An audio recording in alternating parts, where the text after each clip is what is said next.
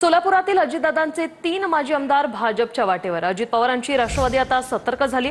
भरणे सोलापूरच्या दौऱ्यावर आहेत। अजितदादांचे 3 माजी आमदार तर एक काँग्रेसचा माजी आमदार भाजपच्या वाटेवर असल्याचं कळतंय। पक्षातील गळती रोखण्यासाठी अजितदादांची राष्ट्रवादी आता सतर्क झाली। भरणे सोलापूर शहर आणि ग्रामीण विभागाची स्वतंत्र बैठक घेणार आहेत।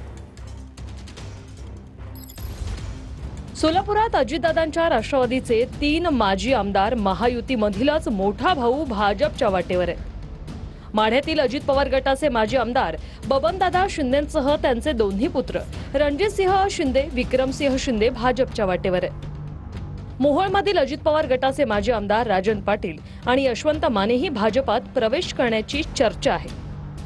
दरम्यान या चर्चेनंतर अजितदादांची राष्ट्रवादी सतर्क झाली असून पक्षातील गळती रोखण्याचे प्रयत्न सुरू झाले आहेत। राष्ट्रवादीचे नेते दत्तात्रय भरणे आज सोलापूरच्या दौऱ्यावर असून तिथे ते सोलापूर शहर आणि ग्रामीण विभागाची स्वतंत्र बैठक घेणार आहेत। दरम्यान दौऱ्याआधीच भरणेंनी कोणताही नेता राष्ट्रवादी सोडणार नसल्याचा विश्वास व्यक्त केलाय। राजकारणामध्ये शेवटी प्रत्येकजण स्वतःच्या सोयीचं काही गोष्टी करतो। मला असं वाटत नाही की अजितदादा पवार साहेबांचं आणि या सर्व नेत्यांचं खूप चांगले संबंध आहेत, त्यामुळे ते कुठलाच नेता माझ्या माहितीप्रमाणे राष्ट्रवादी सोडणार नाही। आणि बाबा आपल्या जिल्ह्यामध्ये काय केलं पाहिजे, आपल्या शहरामध्ये काय केलं पाहिजे, कसं आपल्याला झडपीच्या निवडणुकीसाठी पंचायत निवडणूक कसं पुढे गेलं पाहिजे, आपल्याला नगरपालिकेच्या महानगरपालिकेच्या निवडणुकीसाठी कसं पुढे गेलं पाहिजे, हा फक्त आम्ही त्यांचं मत जाणून घेणार आहे। आणि आमचा हा अहवाल त्यांचं स्वतःचं तिथलं वैयक्तिक शेवटी ते ग्राउंडवर काम करतात, त्या भागातले काम करतात, त्या सगळ्यांचं मत लक्षात घेऊन तो अहवाल तयार करून आम्ही मंगळवारी पक्षश्रेष्ठीकडे द्या।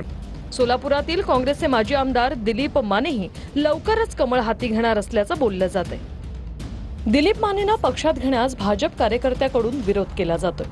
भाजपचे कार्यकर्ते भाजप कार्यालयासमोर धरणं आंदोलन करणार। सोलापूर जिल्ह्यातल्या 4 माजी आमदारांनी फडणवीसांची भेट घेतली होती, तेव्हापासून फडणवीस अजित पवारांच्या गटाला मोठा धक्का देणार असल्याची चर्चा होते।